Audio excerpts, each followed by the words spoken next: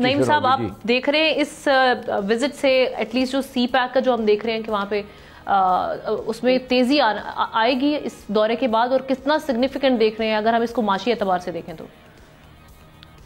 بہت شکریہ آمنہ۔ دیکھیے، بات یہ ہے کہ اس قسم کے دوروں کی اہمیت سے انکار تو بالکل بھی نہیں کیا جا سکتا، لیکن میں یہ محسوس کرتا ہوں کہ ہمیں ذرا چیزوں کو مختلف اینگل سے دیکھنا پڑے گا۔ کریکٹ۔ ذوالفقار علی بھٹو صاحب کے زمانے سے تقریباً 50 سال ہو گئے، اور ہمارے تعلقات جو ہیں چائنا سے 50 سال سے تقریباً بہت گہرے ہیں، اور مختلف مواقعوں پہ چائنا نے ہماری آؤٹ آف وے جا کے مدد بھی کی ہے مختلف معاملات میں، خواہ وہ معاشی معاملات ہوں، خواہ وہ سیاسی معاملات ہوں۔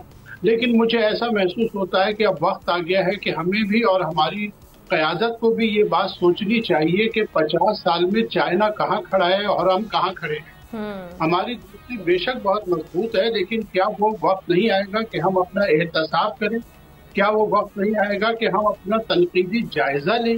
کہ آپ کو یاد ہوگا کہ پچھلے سال جون میں بجٹ سے ایک ہفتہ پہلے وزیر اعظم شہباز شریف صاحب بھی چائنا میں تھے جی، اور مجھے یاد ہے کہ اس وقت میں بول کے یہ پروگرام میں شریک تھا اور کٹ آ گیا تھا، اور وہ ہوائی کمپنی جو ہے اس کا دورہ کر رہے تھے، اور وہاں پہ پھر جب ان کے دورے کے بعد یہ بات ہوئی تھی کہ 2 لاکھ نوجوانوں کو جو ہے ٹریننگ کے لیے بھیجوایا جائے گا، میں نے بہت ریسرچ کی اور کوشش کی کہ مجھے اس معاملے میں کچھ معلومات مل جائیں، لیکن مجھے لگتا یہ ہے کہ اس پہ کوئی پریکٹیکلی کام نہیں ہو سکتا۔ تو یہ بڑے معاملات ہیں۔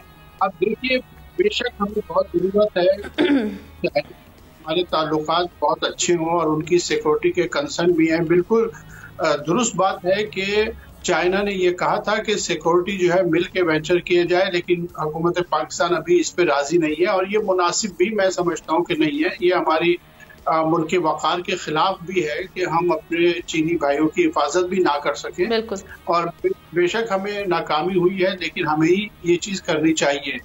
تو دیکھیے، جو چیز تھی آپ کو یاد ہوگا کہ ML1 کے حوالے سے بھی یہ بات ہوئی تھی، چائنیز نے اس وقت بھی ہمیں یہ نصیحت کی تھی، یہ ہمیں ایڈوائز کی تھی کہ 6.7 بلین کا قرض آپ مت لیں ML1 کے لیے۔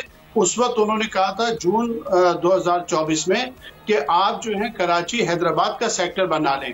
ابھی اس پر کیا پروگرس ہو رہی ہے، وہ کہاں تک چلا؟ ابھی تو ہمیں یہ چیز دیکھنے کی بات ہے کہ کیا ہم اسی طرح دورے کرتے رہیں گے اور اعلانیہ جاری کرتے رہیں گے؟ اس پہ امپلیمنٹیشن کب ہوگا؟